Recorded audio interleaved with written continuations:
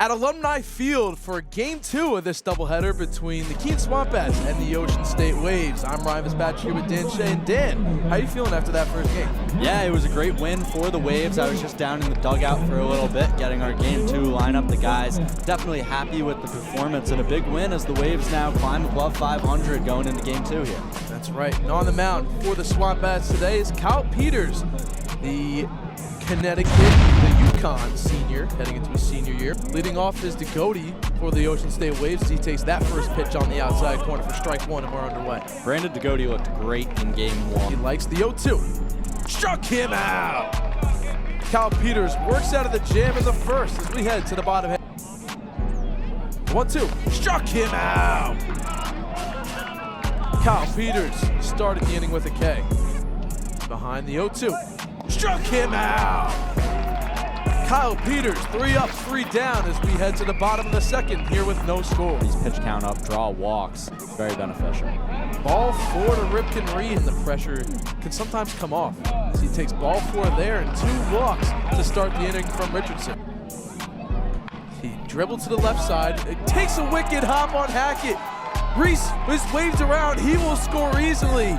And corralling in and left is Paisano. He finally gets it into the infield, and just like that, it's an early lead for the SwampBats. It's 1-0. The 2-2. Driven to left, great play over at third is Hackett, and both base runners retreat. Only an inning, 2 innings in the third, as that one's grounded to the right side. That's going to get through for a base hit. Heading over to second and rounding it is Perez. He'll stay there, and it's a 1-out knock. The 3-2.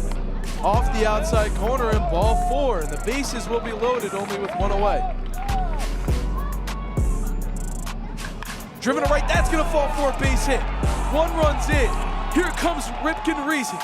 Tupo is in to score as that throw's cut off, and here comes Ripken Reese as well. Bases clearing double for Ty Mainolfi.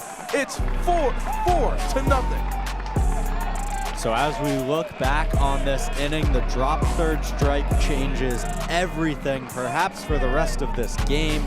Would have been 2 outs, nobody on for the Waves. Instead, just a couple pitch later, the bases are loaded, and then Ty Mainolfi coming up huge right there, finding the perfect spot over in right field. In Hackett, righty rather, if he can kind of turn it to that left side, that's where you want to go, but that pitch takes him down to a knee for strike 3, so really just starting where he left off for Peter.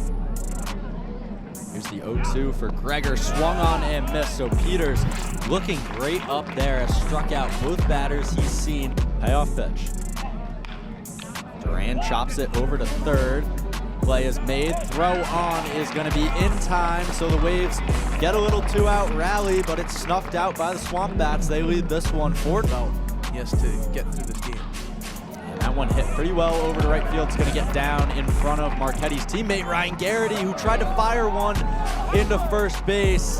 Got a little bit over aggressive there as it's going to go all the way back to the SwampBats dugout. That are yellow, but they haven't worn them yet. Grotjohan rips that one down the line. A great piece of hitting. That could be good for extra bases. He's going to round first, heading for second. Here comes the throw.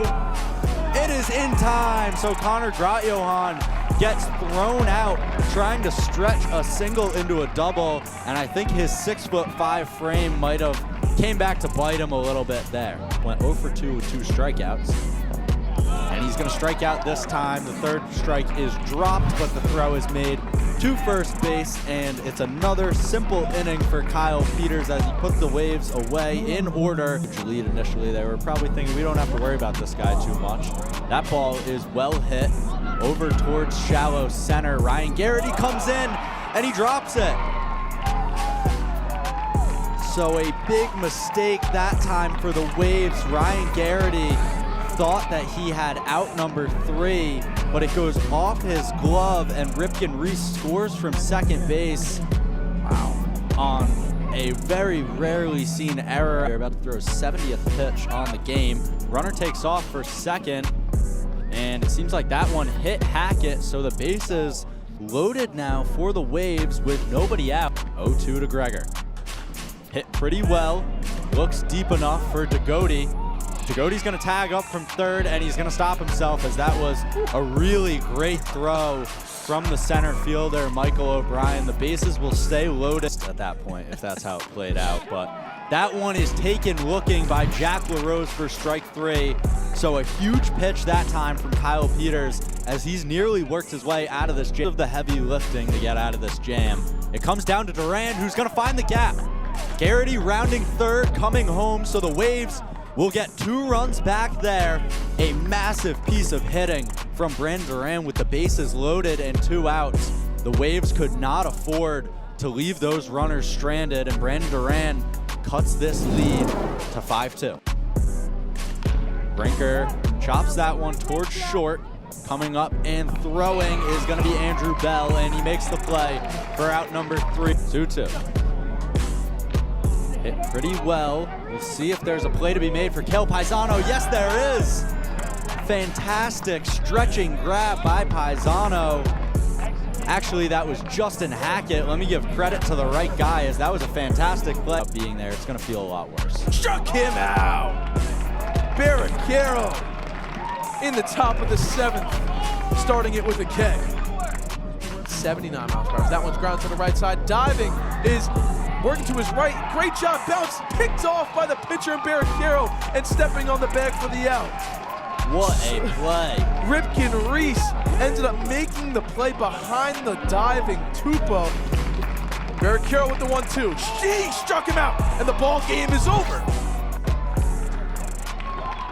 Went back to the fastball, went above the zone, and got a chase to end the game with a K. Wow, so a big win there from the Keene SwampBats. The end result of this doubleheader is sort of what you expected, with it being a split, but great fight from both teams, and I think both of them are going to leave this field pretty happy. So it's a 5-2 win for the SwampBats. Well, it's a SwampBats win after winning 5-2, and just like that, Coach Shaun McKenna with his 100th career victory in the NECBL.